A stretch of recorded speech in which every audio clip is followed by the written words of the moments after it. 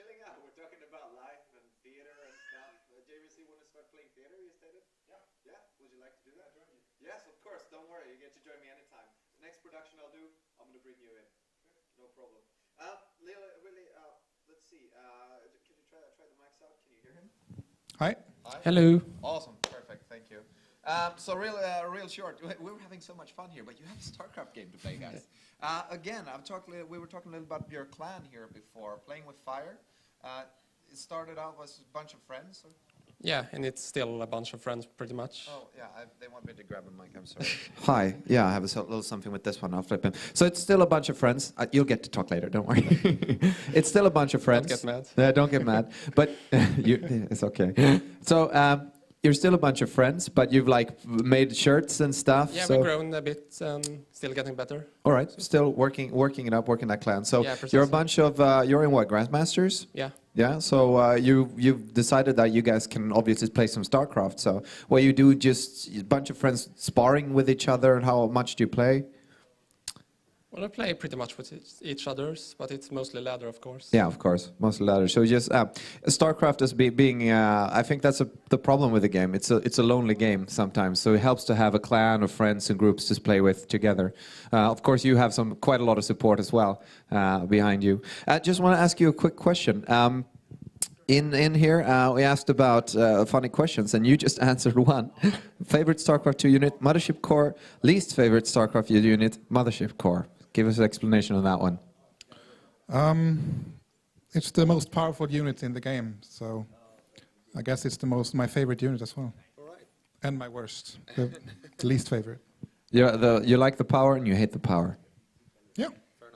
Fair enough. I'm not going to hold you too much here as well. I don't want to bug people too much before their games.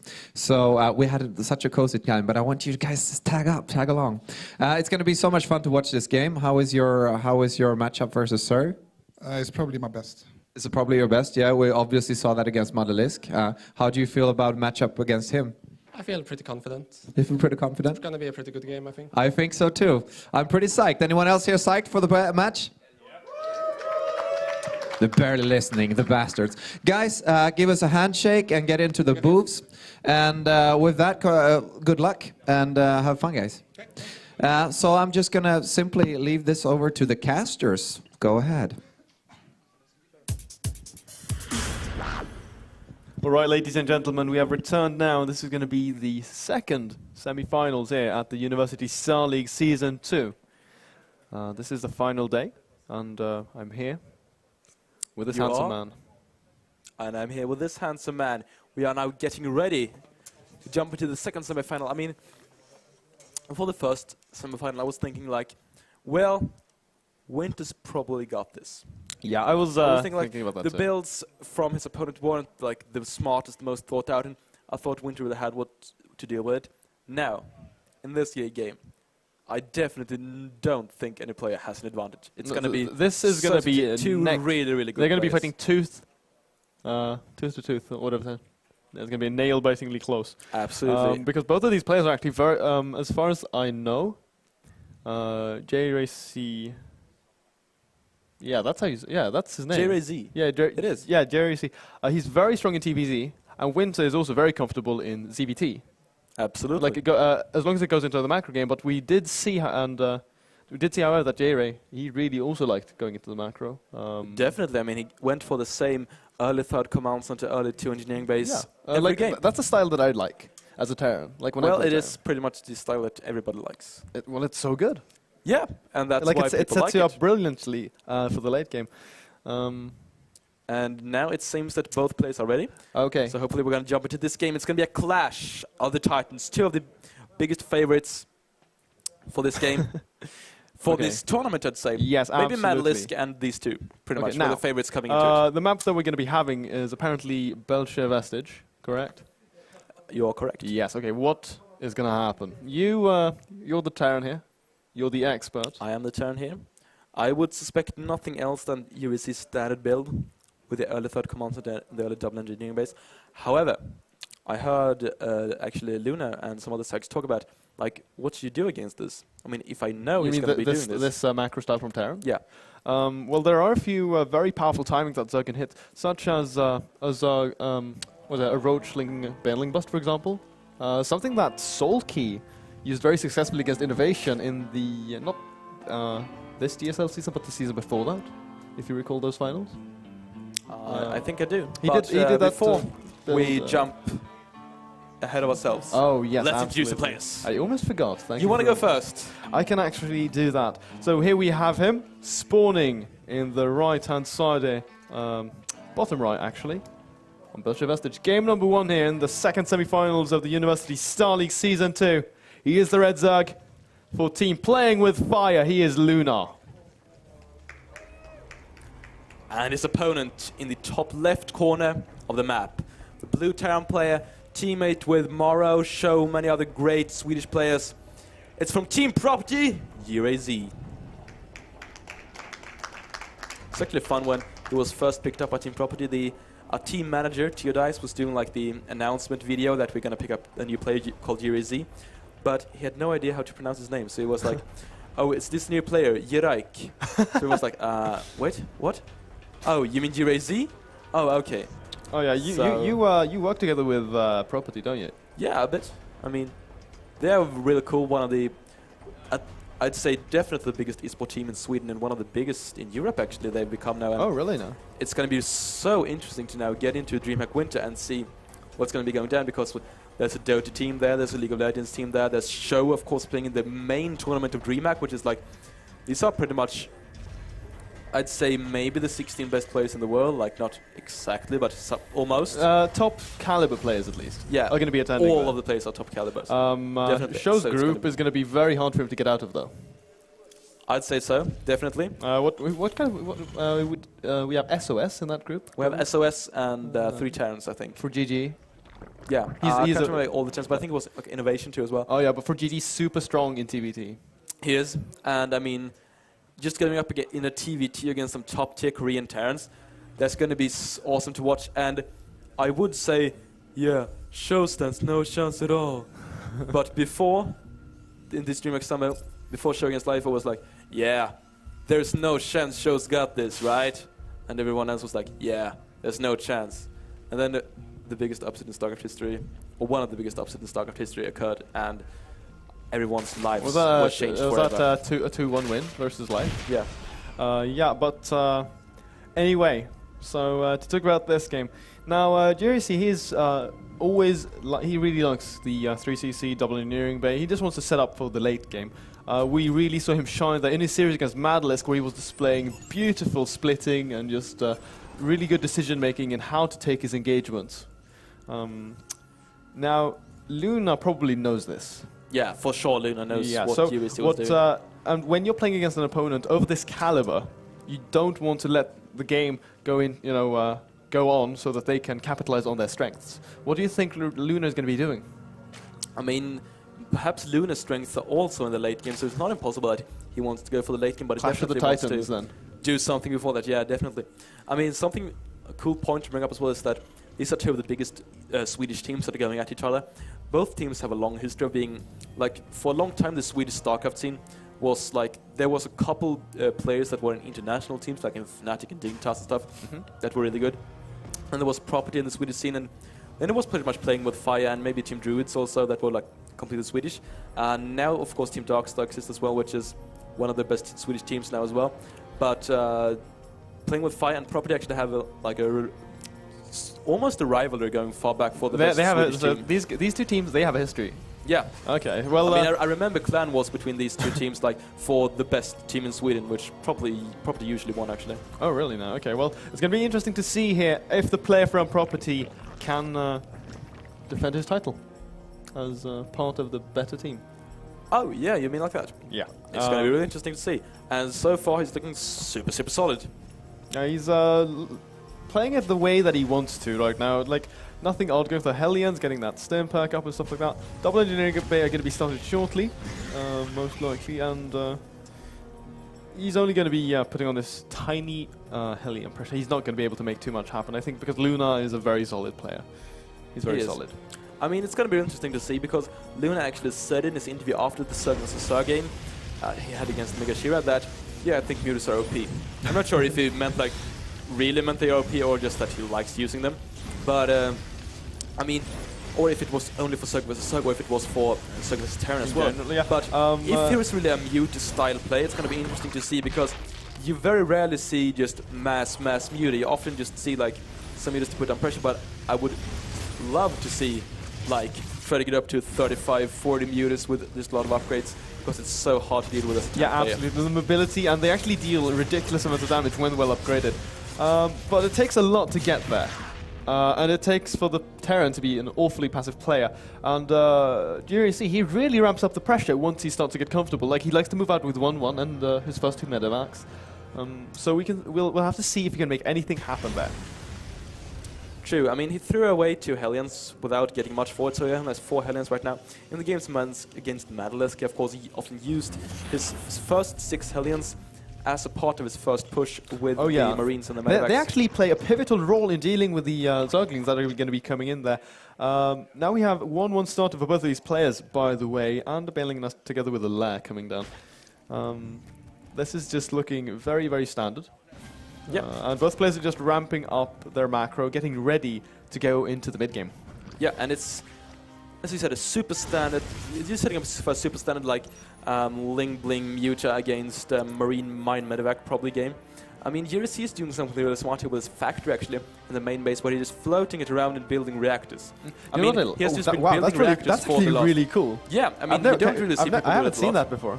But actually, I mean, this factory is not going to be useful for a lot. So I think, yeah, he has built. This is the 3rd reactor he's building now with a factory without him actually using it. So he has 2 on the barracks and then he just like drops the racks there.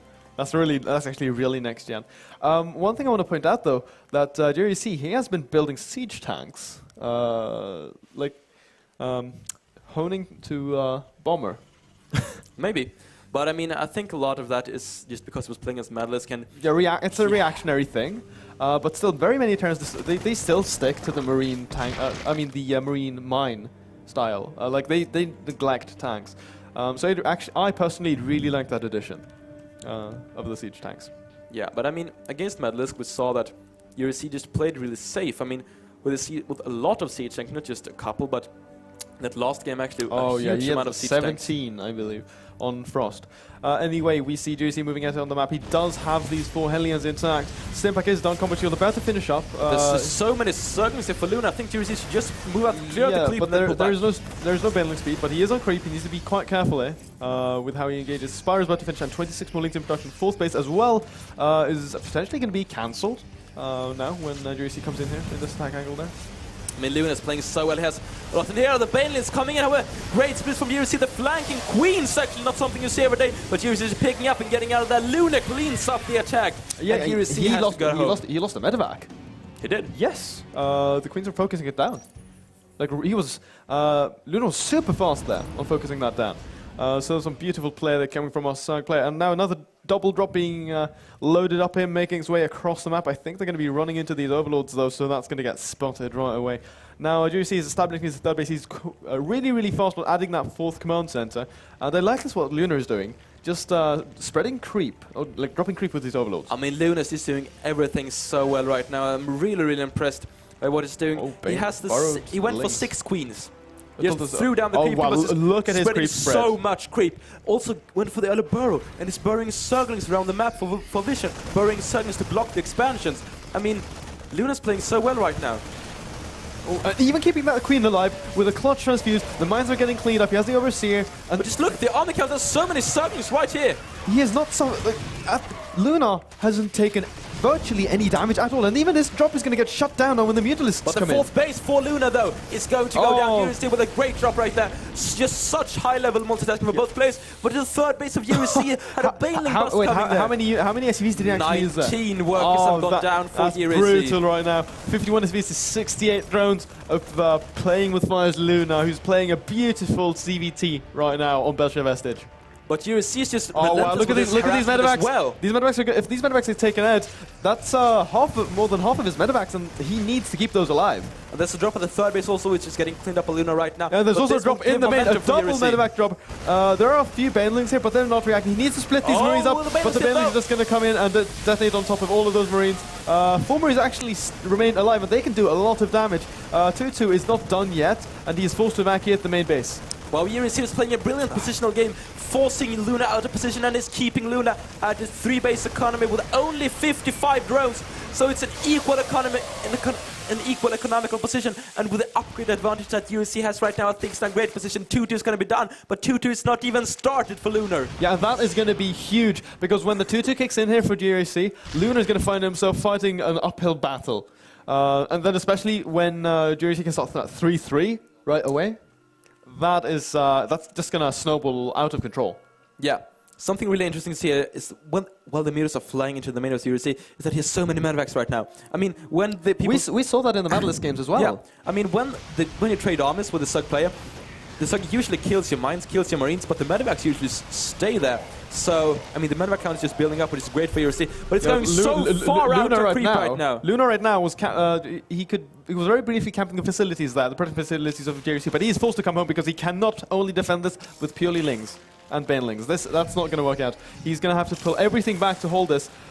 Very many mines are at the rear of that marine force. He's stimming a small group forward, and a counterattack coming in service. I mean, there are well-placed over 100 there. Oh no, this is going to be big. It's 1-1 against 2-2. Let's see if Luna can do this. So many Widowmates going down. Okay, never mind. Nothing happened there. He didn't actually get any no good baneling definitions there. But here the Lings and banelings sweep in, and he's actually forcing a lift off here at the third base. A few the SCVs are going to be coming back and probably fight. Now in the third base here of Luna. There's still pressure coming in from jrayc, who is continuously. But there are a lot of Widowmates. Oh my god, look at those mines. So many circles. I mean, with the mutes are able to clean it up. And he's going to lose the medevacs as well. The mines actually hurt his bio more than they hurt Lunar. And all of UniSL's army was cleaned up. 120 supply to 150, 90 armor supply to 70. So Luna is definitely ahead when it comes to armies. Yeah. Will UniSL be able to hold here? Yeah, but looking at the production tab, can we see?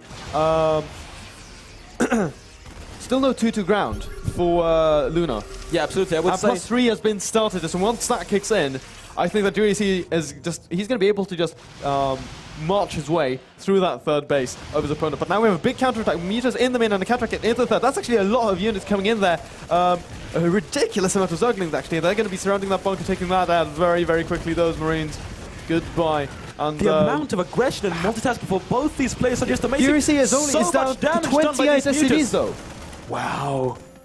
However, I think that if he can survive for +3 attack to finish, he's going to be in a good position because Marines can be so cost-effective with sufficient upgrades. However, the damage done by these mutants by the counter-attacking Zerglings is great, and there's even a burrowed Zergling at UniSL's third base. He's losing all of his his production facilities are under fire, and that's a position you never want to find yourself in as a Terran. This is so frustrating right now for jrayc. But right now we see the counterattack moving on the right-hand side of the map here, getting closer to the Zerg portion of the map. +3 is soon about to kick in, and that's when things are going to get really hairy. He has a lot of mines, decent medevac, had actually 7, so that's a lot of medevacs here as well. Wow, UniSL is being pushed back to 2 bases. Yeah, but Lunar needs to defend perfectly now. Yeah, this engagement is going to be tough. There's not a lot of banelings, but so many Zerglings. Let's see if the banelings can really get these detonations are actually really good in this circumstance. Mines are barring right now, but there's so much Zerg here. I don't think he's going to be able to hold on. Wow, cleaning up all of those ground forces. A few of these medevacs trying to make their way up, but those are going to get hunted down by these Mutalisks. I think that's game. I mean, I think UniSL will not be able to recover from this. This being down to 2-base economy. Luna's so far when it comes to supply, when it comes to workers. The only thing UniSL's got going for him is the upgrades, but I don't think it will be enough. No, definitely not. Looking at the supply, 165 Zerg to 71 Terran. We're probably going to see jrayc being forced to tap out of this game very shortly, unless he can... One Widowmite doing a lot of damage to the mutants though, but you're seeing so many mutants doing damage in the main base. It's a terrible position for UniSL. He played really, really well with the drops, but when he stopped being aggressive, Luna didn't stop, and it seems like UniSL... Yeah, look at those Widowmites. I'm actually surprised to see that jrayc, he wasn't splitting his Marines as well as we know he can. And that's the GG, well played. Luna takes game 1. Both players played so aggressive, both players multitasked so well, but it just seemed like Luna did a slightly better job. He was on top of his game there, but I feel that jrayc he wasn't like mechanically executing things as good as we've seen him do. I mean, I think the thing is that both players put so much pressure on each other. Luna also played a bit of a weird style. We just had 3 bases with 57 drones. Now, when UniSL sniped the third base, I think Luna made the decision, okay, I'm not going to retake a 4th. I'm just going to be putting on so much aggression on the champ player, and instead of boosting my own economy, I'm going to be destroying jrayc's, and it worked out really well for him. Yeah, absolutely. I'm a bit interested about the fact that he did skip that 2-2. Maybe he just forgot. I don't think so. Do you think that was? Do you think that was part of his plan? Just stick on 1-1? Yeah, Because I mean, to me, that feels very risky, honestly. it is like almost like a semi all-in to just skip the upgrades. But like when jrayc would have gotten up 3-2 against 1-1, it would have been terrible. But I mean, he was just never fighting the army straight up, and when he did, he had just outnumbered them so heavily. Also, something to notice that he was really reliant on his mutas. Oh yeah, absolutely. So the mutas, of course, don't really benefit from melee upgrades. No, that would be weird. He did a great job bouncing in and out there of the main base, especially there of jrayc, putting on so much pressure, camping those production facilities and just destroying so many SCVs with those brilliant counterattacks coming into the third base there. Yeah.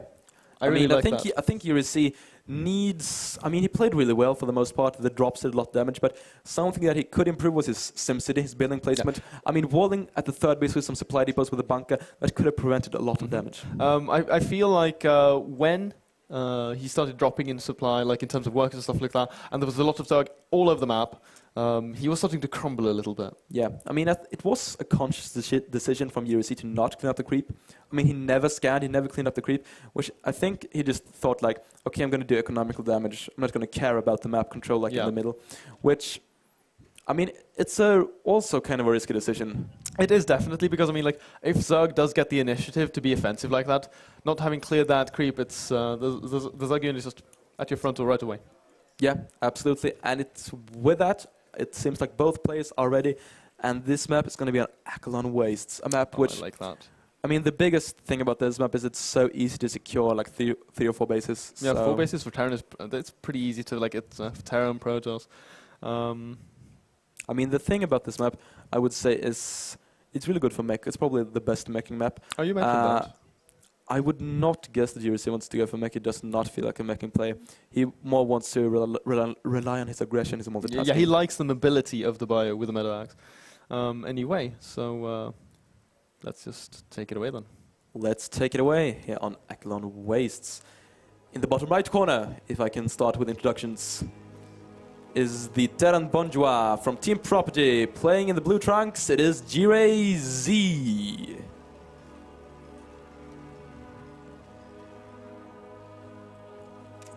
And currently up 1-0 in the semi-finals here, the University Star League for team playing with fire with the red hat.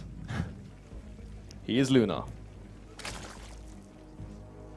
He is indeed. We can just hear those eggs hatching, and while he's building up his drone count here in the early game.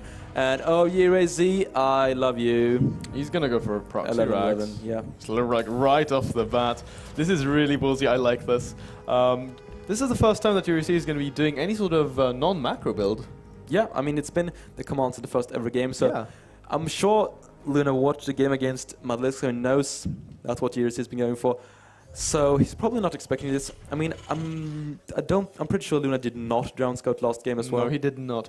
Luna hasn't actually been drone scouting anything. Like maybe 1 or 2 games. Yeah. Tops. So this is not jrayc going, oh, fuck it all, 11-11.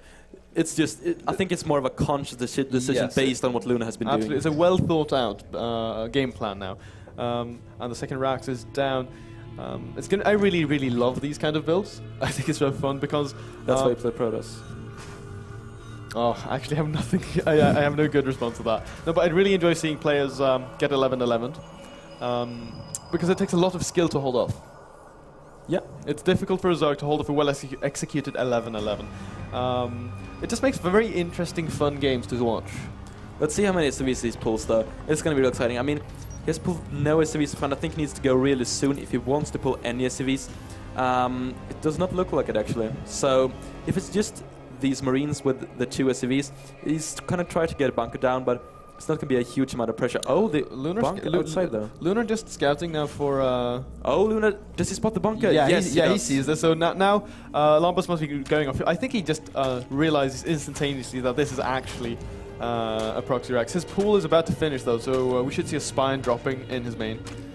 I mean, in in this amount of time. Oh, he's just bringing the drones. Every single drone This coming is off the the defense. almost all the drones coming off the lines. Wow. A total of 3 Marines here though, and that bunker USC is needs to not start a finished. step right now. But USC is just doing so much indirect economical damage right now. You can just see, just look at the income tab. Here comes 4 SCVs. Now additional Marines coming out here, and he's actually killing quite a few drones. I mean, they're walking through those SCVs so they cannot get trapped. The bunker, however, though, is still under construction. It's going to be finishing up here. The natural has finished up, and we have a spine being constructed right now in the natural of Luna. He's under massive amounts of pressure. Oh, he's killing his own SCVs. What? What? Okay, he's going for it right Yeah, now. that was a big... USC needs to pop into the bunker and is going for the repeller. Let's see if Luna tries to get this surrounded, like try to snipe the reinforcements. Yeah, But we'll see, but quite a few links here. But with this second bunker here, really well placed here from GC. Nice pick off there on that SCV, by the way, from Luna. The spine is about to finish, though, so it's going to be very difficult. He's definitely... USC needs to pull out right here. Oh yeah, he needs to be very careful about He this could spine try crawler. to go for it, but it would be really, really risky. More Marines are coming in. Is that spine within range of the bunker? Yeah, it is. It definitely is. 100%. Now he needs to pull additional SCVs to repair this bunker Yeah, because now it's going to go here they are down. coming. 6 more SCVs on the way for USC. And Yeah, he's Luna's good. pulling out those. Evacuate the Marines, USC. Oh, Well, the good job. spine Gets does the fall. spine as well. And I think Luna's defense was not really on point. USC probably got this. Yeah, 5 drones have already fallen right now for Luna. The second bunker is still uncontested. He can just continue to construct with this, and now he's putting on a lot of pressure in the natural. Zerglings cannot fight this amount of Marines, especially not if positioned well between the minerals like this. Now he's going to be going for this bunker, force a cancel. That's good, because he does not want to bunker Right here there. come the SCVs though. Oh, and additional Marines coming as well. The bunker's still standing strong there at the bottom of the ramp. However, these Marines are actually quite trapped off. I mean, with the Queen, he could try Yeah, to but pick look him at up, the but here come positioning, and now the Marines these from the SCVs other are going to be side. trapping this Queen as well. No escape for you. And all of these units are just going to get annihilated by the Marine fire now. Such a well-executed cheese from Look at the USC. APM from Knows both of these exactly players, what by the to way. do. Wow, so high APM from both of them. But it looks like after all of that, Luna is left with the... This is all in Luna. Luna is actually pulling all the drones from his main base. He's not giving up yet. He wants to go all in to save this hatchery. Here comes all the drones. Yeah, I think jrayc has actually pulled this off. An 11-11, super aggressive on Akulon Wastes. And I think Luna was going to be expecting a macro game. This must have completely thrown him off. I think Yeah, he was definitely. definitely not expecting this from a player like jrayc. I mean, in the second game in the series as well, it's Oh, really look at this around though. He's getting with his links and great drones. positional play from And he Luna. gets every single Marine. The thing is, there are only 9 drones out for Luna, so Luna is still in a kind of a dicey position when it comes to economy. He's not been mining a whole lot with them as well. Well, USC's actually been starting to build a service at home as well. And again, but here comes yeah, he's gonna. No, never mind. It looked like he was gonna get this. He needs to take down that drone, building the bunker though, because if that finishes, I think that's gonna seal the deal. well, the bunker is not in range of the hatchery, but USC can just Yeah, dodge but back and forth. it's a great fullback position that he has there. I mean, let's look in the main base. There's 0 drones for Luna. Luna's not been mining game for the well last played. minutes. And 11-11. wow, I mean, great strategical choice from USC. Yeah, absolutely. Like I said, he would definitely not expect that from a player like jrayc. Yeah, and I mean, USC just deciding, okay, I'm going to be a bit risky in this game, but I have done this kind of cheese before. I know how to execute it. Luna, of course, has been facing 11-11s before. Decided to pull almost all his drones, which is a defense that you can use. It's definitely He did leave valid. a few, like he left like 5 drones mining in his main, which is, I think that was a correct response. But it was just like the execution there coming from jrayc was just too stellar in this circumstance. Yeah. So with that, I mean, that's the 1-1, the equalizer of this series. So we're in for a treat right now. I mean, this is like the first series we've had some serious cheese. yeah, I mean, if you don't count the casual tournament yesterday, for the competitive tournament, it's the first player that decides to really throw it up and shows that he can do anything from a really macro game to just fuck 2 barracks in the middle of the map. Yeah, I like that. Player, a jack of all trades. He is indeed. And this jack of all trades is going to be getting into the game right now against Luna. It's going to be in Whirlwind. Big map. Big map. I think both players would be pretty comfortable to go into the macro game right here. But I would guess that if someone would feel more comfortable, it would be Luna. Yeah. What if we see 2 Port Banshee coming out from jrayc? That would really be a jack of all trades. Oh, that would be pretty sick, though. It would be pretty bad. It would. Yeah, it would be pretty sick. Yeah, you could say it's cool, but it would be... What if I mean, jrayc made it work? Against a then player like a solid Zerg like Luna. Like, what if you actually made it work? that would be pretty sick. Yeah. Uh-huh. Pretty sick. But it won't make it work. Bench it! Yeah, right. Anyway, so take it away. I will try to take it away. Here in the top left corner of the map, as a red Zerg player. 1-1 in the series so far. Can he make it work on this big map? It is from Playing with Fire, Luna.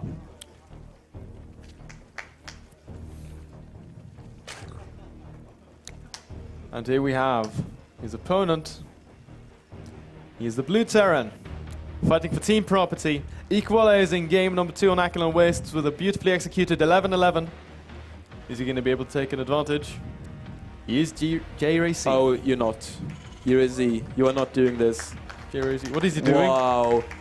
This guy has balls. Is he going for another 11-11 on the map like Whirlwind? He's going to build it in the middle of the map at the Solnaga Tower. Okay. MrBadExample, look at this. The Overlord is going in the right direction. When he sees no CC or no racks, if he moves his Overlord that far, do you think he's going to realize what's actually going on? He's probably going to realize that something's going on, and he's probably going to guess it's an 11-11 in the middle of the map. Yeah, because like that's the only cheese that would make sense. Yeah, pretty much. I mean, Ninja base. Oh yeah, implying. No, I don't think so. No, definitely not. Now he's looking for any. Okay, this is going to be hatch first. Oh my god. I mean, in both games, Luna has been bringing out a drone like when the hatch is about to finish and just patrolling it in the natural. Yeah, but UniSL should know that. Yeah. I think he's just going to pull up the first 2 Marines and then move in with SCVs and 4 Marines. Yeah, that would be a great choice, I think. Or with 3 Marines. Yeah, three as well. Like, just having that extra Marine over just 2, it actually makes such a big difference, especially when you have the SCVs there in front of tank and stuff like that. You can do some crazy hold position micro around those Marines as well. You definitely can. And I mean, the first SCV is going down right here. There is the drone coming out for Luna, and he's going to be patrolling in the front of the base. Okay, now take a look at this. Here comes the Overlord here for Luna at the ramp of jrayc. Oh. On the bunker, he sees this right away, and of course he's identified this, and then 11-11, like directly right off the bat. 4 drones left in the base for Luna. He's pulling a lot of drones right here, and I think this is quite now a committal. No, you know what? I think this is what jrayc wants him to do. Yeah, I think so. It's losing so much mining time right now, and jrayc lost 25 minerals of that. Yeah, and here an additional SCV comes in. Now he needs to be careful with these Marines, but look how far he's dragging these drones out across the map, and he's actually pulling them into these additional Marines all the way to the racks. And here we have a few SCVs coming in here to tank. 2 bunkers being built simultaneously right now, one at the bottom and one on top of the ramp in the natural. One does get cancelled out, and now a spine is going to be constructed in the natural of Luna. But just look at Luna's money. He can't build a queen. He's so starved of minerals. Oh, he only has because he's been 75 pulling- minerals. He's been pulling those drones so far out from the map. As you said, he can't build a queen right now. Just can't build a spine crawler and a few Zerglings. But jrayc, he's building bunkers. He has the SCVs and he has a lot of Marines right now. Yeah, more Marines making their way here towards the Zerg base. And a second bunker should be going down. Yeah, there we have it, coming right off the bat from jrayc. Just delivering some sick mining games here, but almost getting in the surround there. But having them, did you see it? He's actually all positioning those SCVs beautifully. Yeah, and these bunkers are going to get up. And this is just going to come down to Luna trying to defend this, but it just looks very similar to last game right now. Is that okay? Never mind. The spine is in the position. spine is going to be down. He's going to have to back up once. And there's some nice darting in and out of that. A second spine crawler even being dropped here for Luna. Now this must be so frustrating for Luna to deal with. I mean, the bunker can even attack the hatchery. Yeah, and I mean, jrayc could just try to focus the hatchery while repairing the bunkers right now, and that looks like it's exactly what it's going to do. However, one important point for Luna here, no queens. He's been forced to spend so much on spine crawlers, on drones, so he has not a single queen. Lings and spines, so his, even if he does hold this, in terms of, it's going to be so hard for him to establish a good economy. And here comes all the drones, here comes the Zerglings. Luna's going all in to save his Double hatchery. bunker here, it's going to be really hard to break, and I don't think that he's going to be able to break through here. Just the repair is too good here for jrayc. And look at Luna plummeting down to 12 supply with jrayc doubling his opponent. And the hatchery's going to fall, one of the spines is about to fall, he's just going to be jumping out of that. GG! With another 11-11 on one of the biggest maps in the pool. I mean, we're talking mind games. We're talking some serious mind games right here. I mean, I love this. I love it too. I mean, the 11-11 is such a nice, strong cheese to throw in, but I'm sure Luna did not expect that. No, on Well absolutely. Went, not at all. Especially not on a map like that. Like, the size of it is generally something that discourages like 90% of all Terrans from doing stuff like that. Yeah, I mean, you gotta have real balls. Just go out there, build the barracks in the middle of the map, and just hope that your FCV is scouting in the right position first. So with that, I mean, I think that would have been a good map for UEC to go for the macro game, to just macro up with the early third command center, but he just went for it. Do you think we're going to see any more 11-11s? Honestly, now that jrayc has done that 2 games in a row, I'm not going to expect anything from him anymore. He's a man who he can pull anything off. He is. He really is. I mean, such a sick player. This really shows that he does not only have the fastest fingers, one of the best game knowledges, he also has the psychological brain of steel. Yeah, he knows psychological warfare. Definitely. He is he's like Hannibal. You mean Hannibal Lecter or Not Hannibal the cannibal, like Hannibal the warlord. The warlord, yeah. Uh-huh. I mean, yeah, they are quite similar. Wait, Hannibal Hannibal the cannibal or Hannibal? No, no, I mean Hannibal the warlord and USC. Yeah. He definitely knows. Now he is inside the head of his opponent. He definitely Let's is. see what he does with this, ladies and gentlemen. I mean, it was actually quite similar to Hannibal. Luna was like, haha, he can never go over this mountain, or he can never do this 11-11 this map. And USC is like, Fuck that, yes, I can do anything. Anyway, another big map. No, never mind. I thought it was Frost there. But this is actually Yonsu. Take it away. We'll try to take it away in the top right corner of Yonsu, showing his balls of steel in last game. It's Team Properties jrayc. He is truly a man. Have you seen that guy? He is He huge. is one of the manliest men I know. Oh yeah. Anyway, here we have his Zerg opponent. Down, actually. 1-2 in this series. Is he going to be able to equalize this now? He's playing with fires. Red Zerg, Luna. Look at the mind games going on. Luna's actually drone scouting right now. Luna's going to be scouting for proxies. Yeah, he is so scared. Which is like, this is the advantage that you get when you manage to pull something off like that. 2 games in a row. Yeah. I mean, Luna has to do this. I think that jrayc is just going to go for a CC first. Honestly. No, never mind. That's going to be it. This is going to be a Rags first. He's playing it safe. I like probably that. going into a Reaper, it looks like, which is... It's a great choice, especially with the drone scout. I mean... Yonsu is a good map as well, because you have this tiny cliff on this, like... At the natural? into the main. Like, it's a small, very, very small cliff. Oh yeah, we can jump with the Reaper. Yeah. Exactly.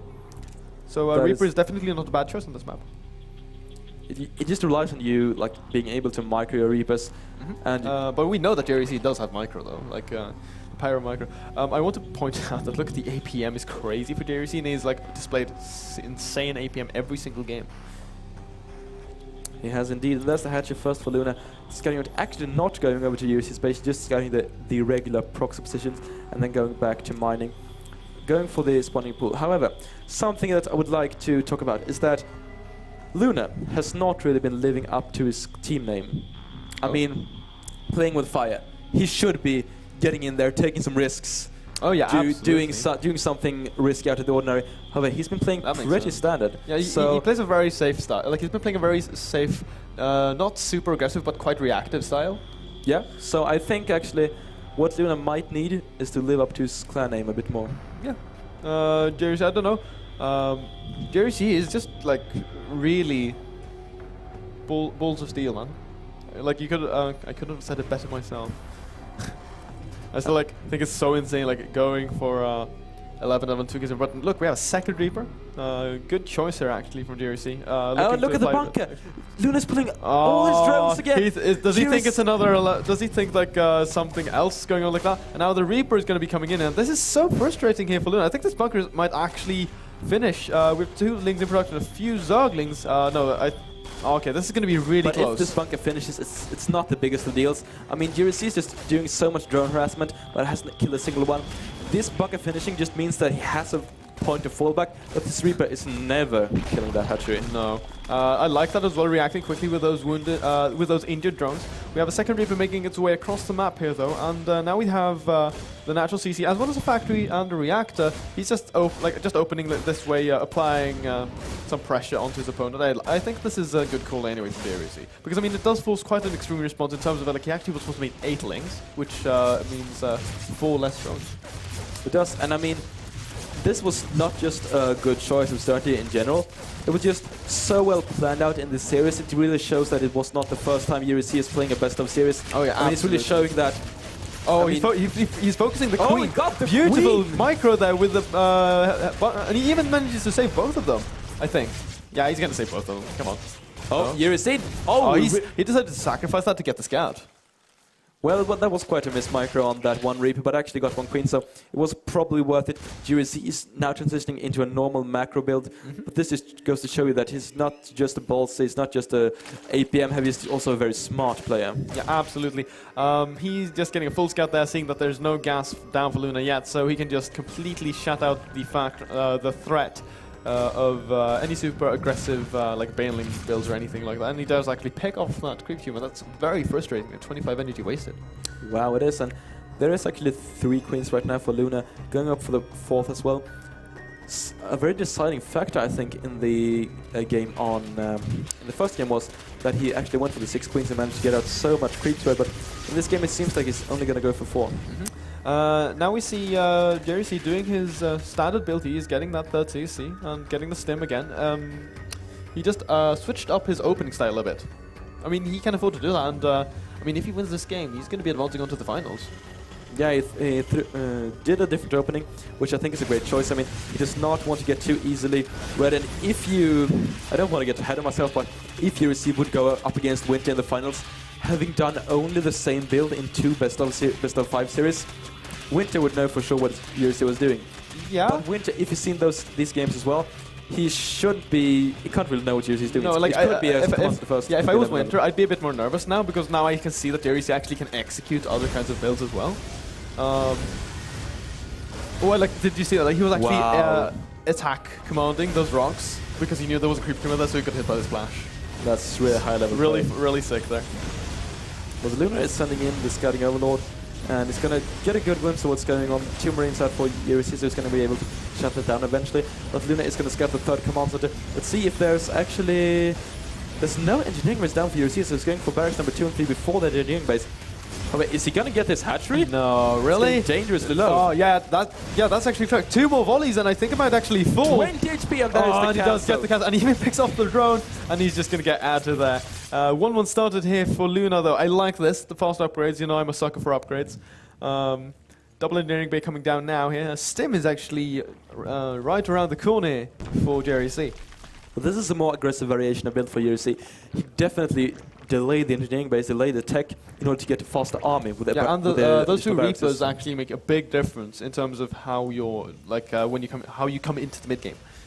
It definitely does in the main army. So I'm suspecting a big push. Now that Stim is finished, maybe he doesn't want to move out right now, but just getting combat shield and maybe moving out with combat shield and +1/+1. He can hit a strong combat shield timing. Just cancel the 3rd again. That would be a great feat for jrayc, which is definitely possible. I mean, he's also been picking up a couple of creep tumors right now, but that Luna doesn't care. He can build so many creep tumors. Baneling Nest finishing up here, and still jrayc doing a great job here denying the creep spread from his opponent. It's interesting to see here how he's just changing up his style, playing so much more aggressively. He's very aggressive, but in a different fashion. Yeah. He's just putting on a lot of pressure earlier with smaller numbers of units. And I think it's like a really cute way of playing, and it really seems to be throwing Lunar off a bit. Yeah, in this game, he's doing the same build as he's been doing as Madlesk and in game 1 against Luna, but he's doing a different variation of it pretty much. So it's basically it's very equal or like similar builds. Yeah, it's following the same pattern, but he's just being aggressive with small numbers of units instead of just waiting a bit more. Yeah. Which I like. I like that. It forces Luna to drone less, first of all, and then he's also under the constant threat of, when will jrayc actually move out with the strike force? Like, this is the... And speaking of moving out with a strike yeah. force, here is the combat shield time for USC with a double with medevac. stim as well. Wow, stim, combat shield. He needs to pick up the banelings though. He focus fires those banelings, and he's actually sprinting really nicely here, not taking too much damage at all, and he focus fires all of those banelings. 1-1 is just about to finish here, and with these two medevacs, he's going to be able to kill so many Zerglings.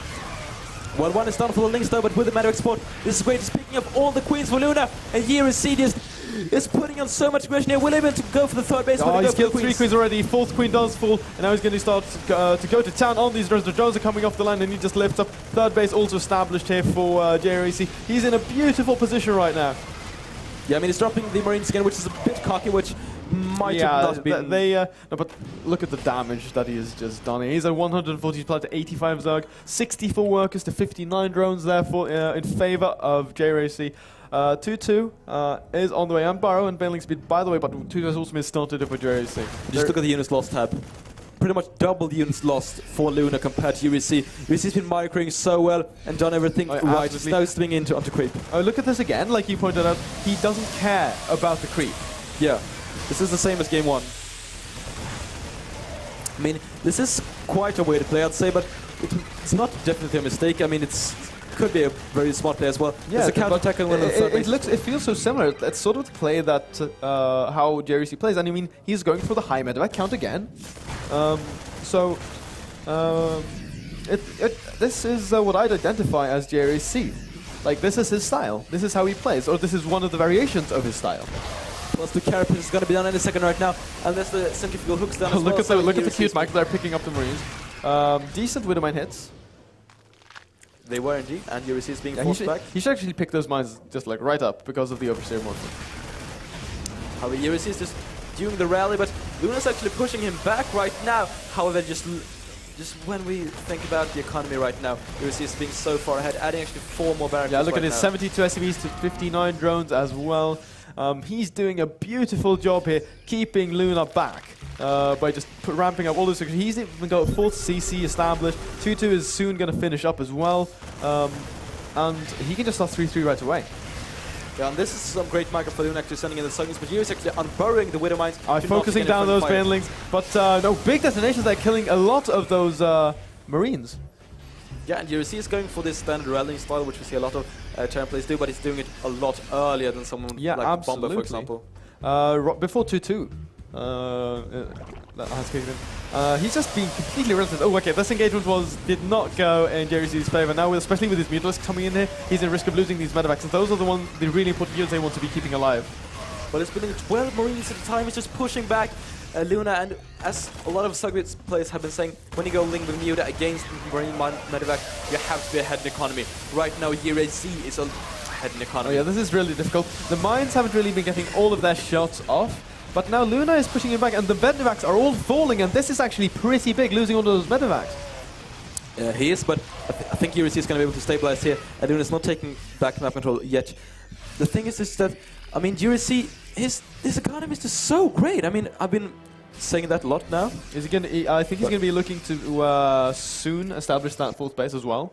Yeah, he's starting to float that over there. And here's the first scan, actually, to clear up some creep, interestingly enough. Okay. Widow Mines hits. Those Widow Mines, I don't know. Questionable. I mean, he cleaned up the entire ground now, which is okay, but if Luna actually gets to rise up his Mutalisks count and get a lot of Mutalisks... If he focuses down those medevacs, it's going to be... They're expensive and difficult to replenish. I was trying to find a good joke about that, but couldn't find any. You know I like you anyway, right? I hope you do. You are like my Kev. And I am your bitter... No, I'm not. Like the sound Widowmines make when they actually shoot their missile is cool. 3 dead Mutalisks though, so those mines were cost efficient. They were indeed, and the 4th base is established for Luna, but no saturations, no drones making Jerry right C now. he has already established it. Oh wow, look at the turret count. No sir, not today. Wow. No mutes getting in there, getting up in jrayc's face. He's going to be able to push back anyway. And now let's... Ooh, look at the... borrowed banelings. Oh, this is going to be brilliant. Oh! So sick with the burrowed banelings, and the supplies are equal in 1 second, and Luna's actually pushing in right here. The Widow Mines are doing a great job. USC is actually splitting like a god, but there are so many mutas still left standing. Yeah, they're going to be cleaning up all of these units on the ground, and he needs to focus down those medevacs still. I want to, I keep coming back to that, but if Terran doesn't have a high medevac count, every time you stim, your army is potentially getting weaker, and the longer you, the further you extend out onto creep, the more you risk losing that entire army. And USC is a player that both loves to stim, like almost over-stimming, and does not love to clear out creep. He lets the creep be, so definitely needs to keep that medevac count high. Yes, absolutely. Looking at the upgrades, they are actually even right now. I think it's nice that Luna managed to squeeze in that overload speed. But 3-3, oh my god, it's so near to completion, and there is no hive in sight for Luna right now. And the thing is that Luna is relying so much on his mutilisks, but when the Marines get to 3-3, Mutisli really can't duel that. No, because zero armor to plus 3 Marines. And here this looks like Luna's flat from all angles. USC is pulling out, but Luna might be able to clean this up with the Mutilisks. The Marine count is isn't high enough though. There's like 10 Marines or something like that. Yeah, but the thing is that Luna trade. Yeah, look, he's focusing on those medevacs again. All the Marines fall, and now he's finally going for some of those medevacs. The APM is... But at the 4th base of Luna, though, that's a drop for USC, taking out the 4th base, as well as USC is cleaning up the main army. USC is everywhere at once, and it's pushing through. It looks like we might have a second finalist here. He's dropping into the main right now. He's pushing out towards the 3rd base again of Luna. This drop here is going to be dealing massive damage if he doesn't deal with that correctly. Lots of Lings in rally, though, so he should be able to clean that up. However, jrayc is still putting on the pressure here at the 3rd base. He's up to 4 bases, keeping his Zerg opponent back, positioning his Marines as good as he can. But this is just crazy. And now 3-3 has kicked in. Just look at the kind of a 4-base situation from USC. 3-3 Marines against look at the reinforcements coming in here. And that's just such a huge army. What can Luna do against this relentless onslaught from USC? A max jrayc versus a Luna at 143 supply, Widowmines, Medivacs, Marines. There is no way to stop the Terran onslaught.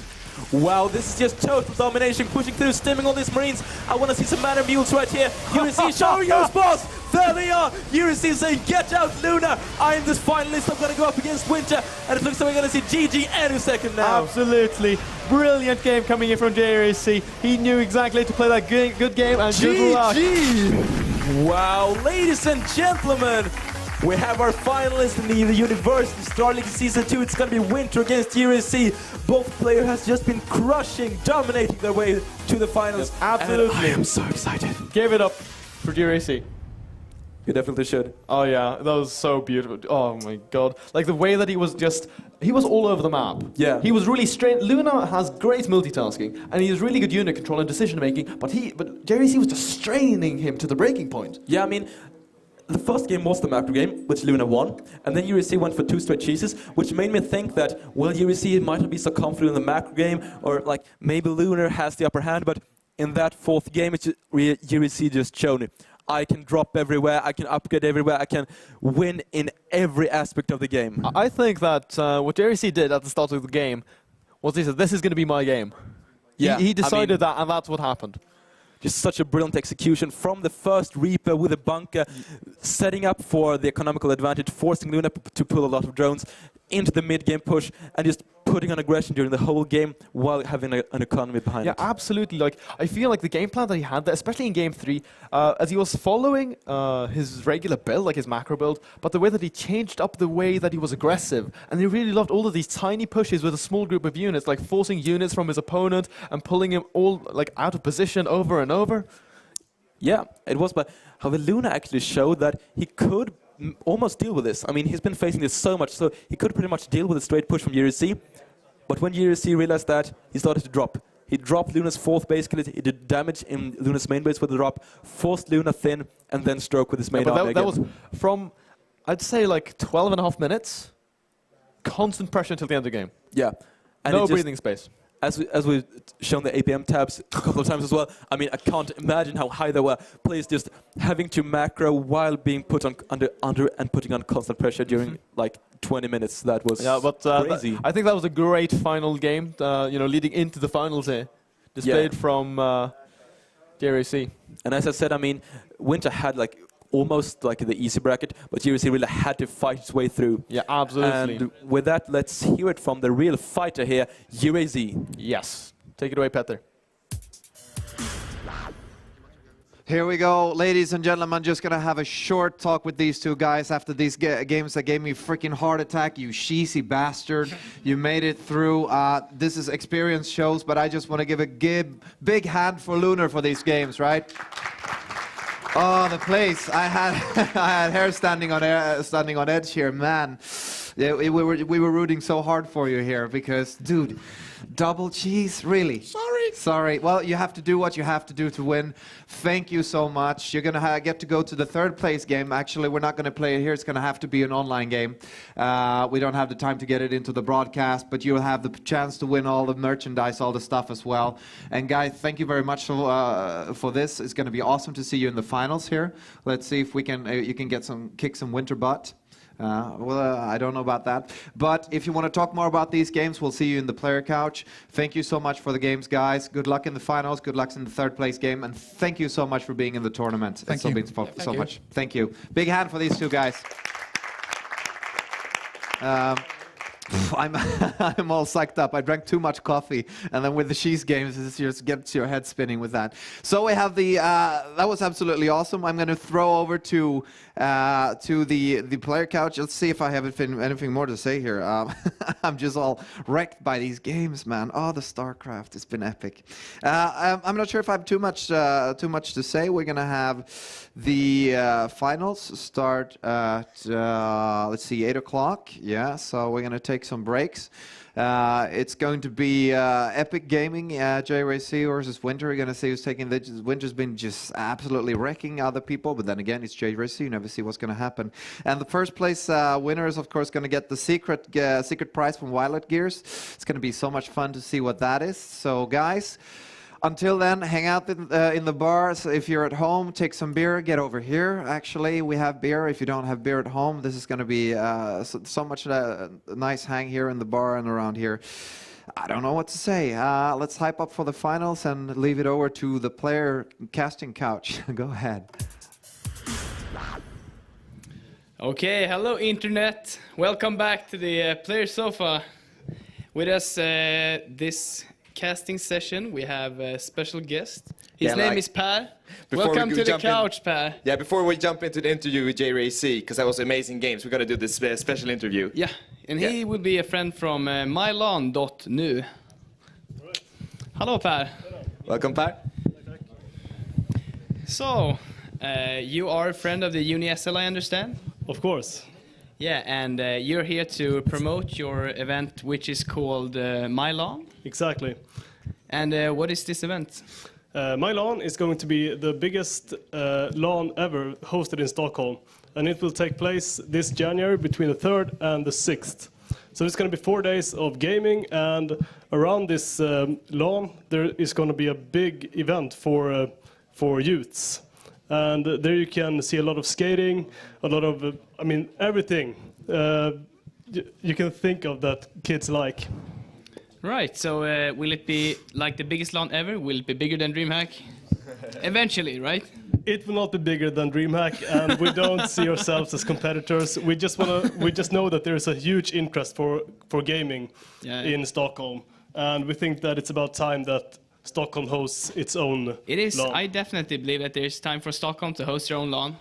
I think that that is correct. Yeah, and I think we're the right people to do it too. We have picked the two best LAN hosts in Stockholm, Hazard and also Shade Events. Right. They are from Henning and Huddinge, where they have hosted LANs for over 10 years. And it's really popular out there, and I think that we will do a great job. Yeah, I definitely think so too.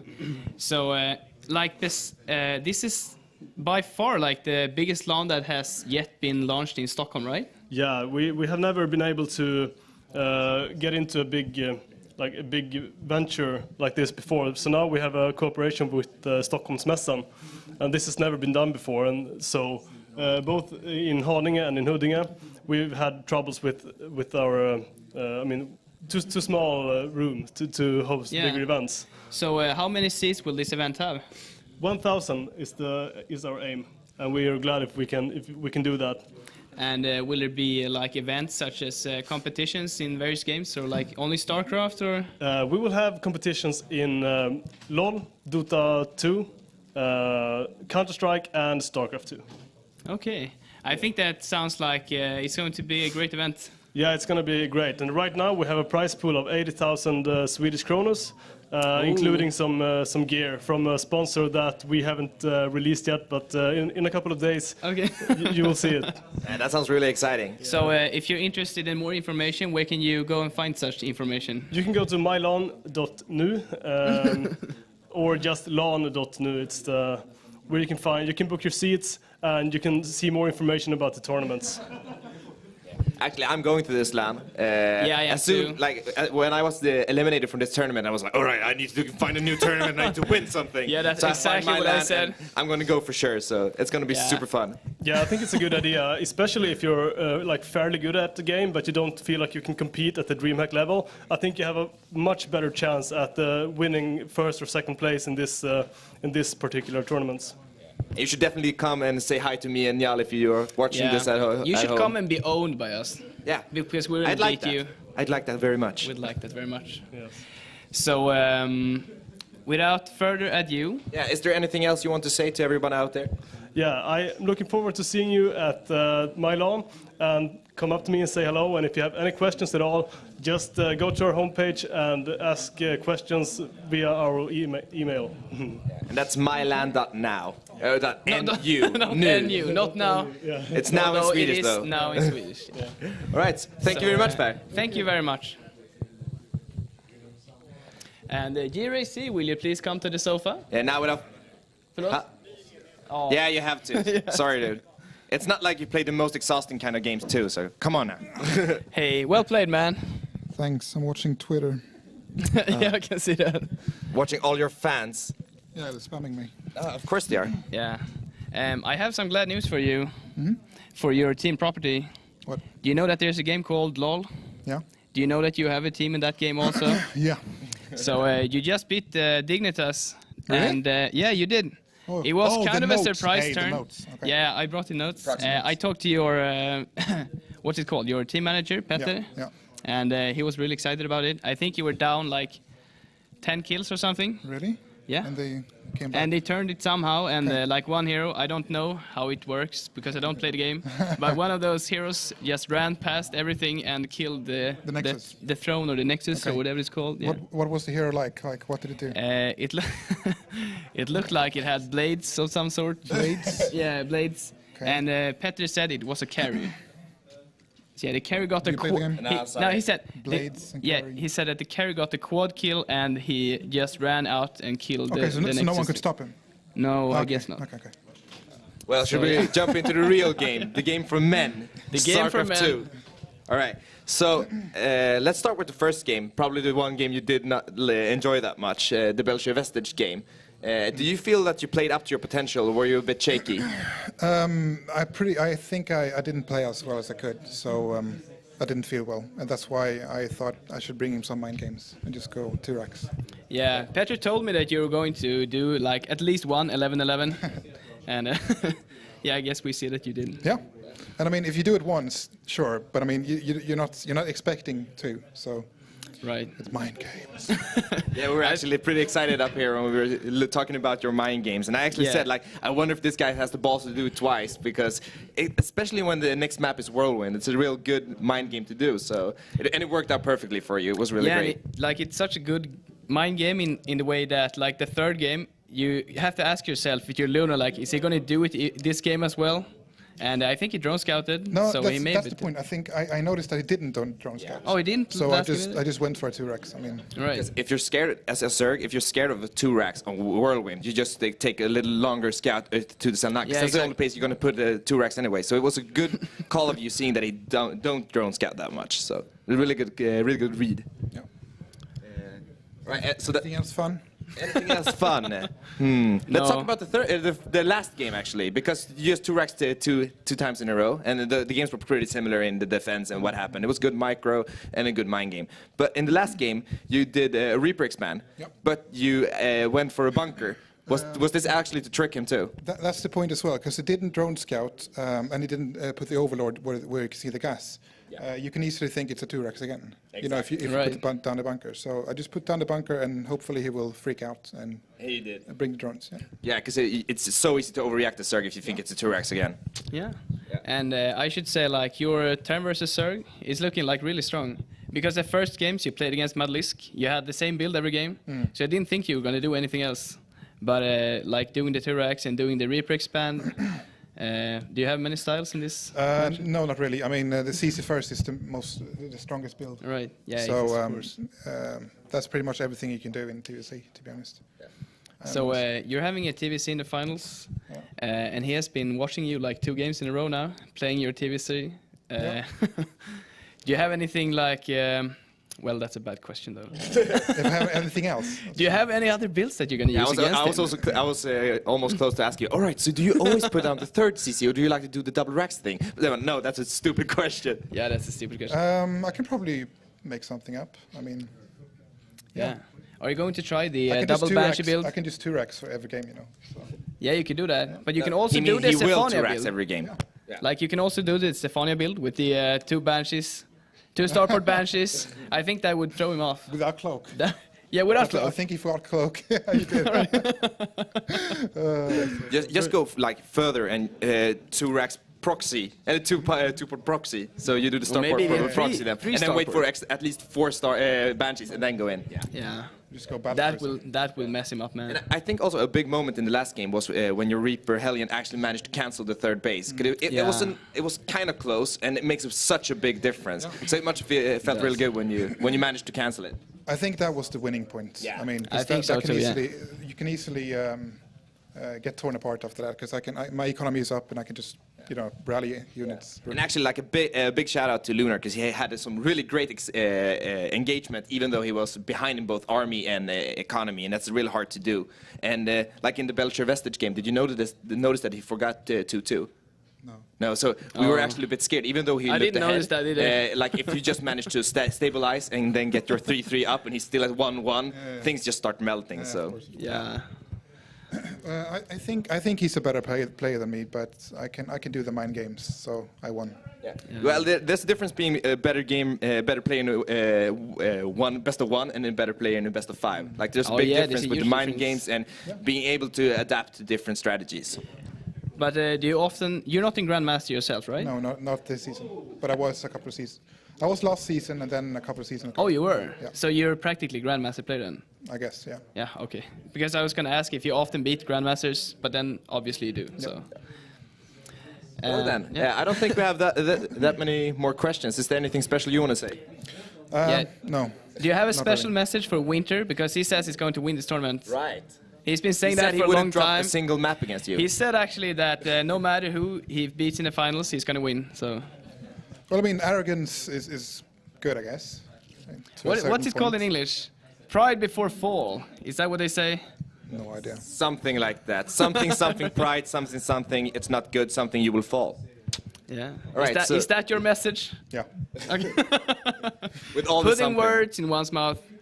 Yes. So I guess that's all for this interview, and next time we will be back with the finals. So that will be around 8 o'clock. Yeah, it will start again 8. So be sure to check in then. Thank you very much. Check out Mylon, check out Team Property, check out jrayc. Check out mylon.nu. NU. Thank you. Peace. Hey guys, Rowan here from Viva La Dirt League, aka DRT Sorak. If you have heard of us, then that brings joy to my heart. If you haven't heard of us, then check us out on YouTube. I just want to wish all the players at the University Star League the best of luck. If you're Zerg, I encourage you to do an 8 pull and also listen to our song 8 pull, which I think is the first song we ever made. As always, may the dirt be with you.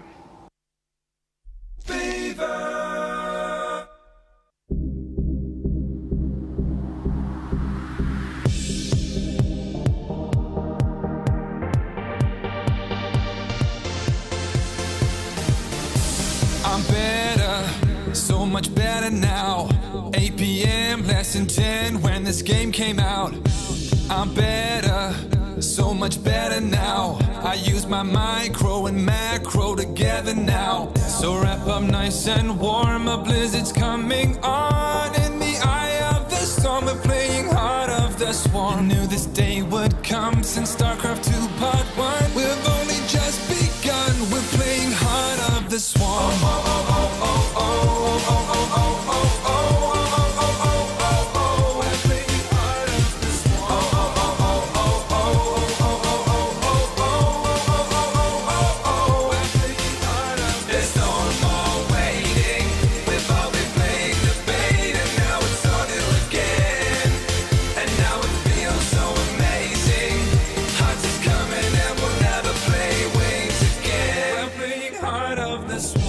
It's harder to get around with the new units burrowing underground.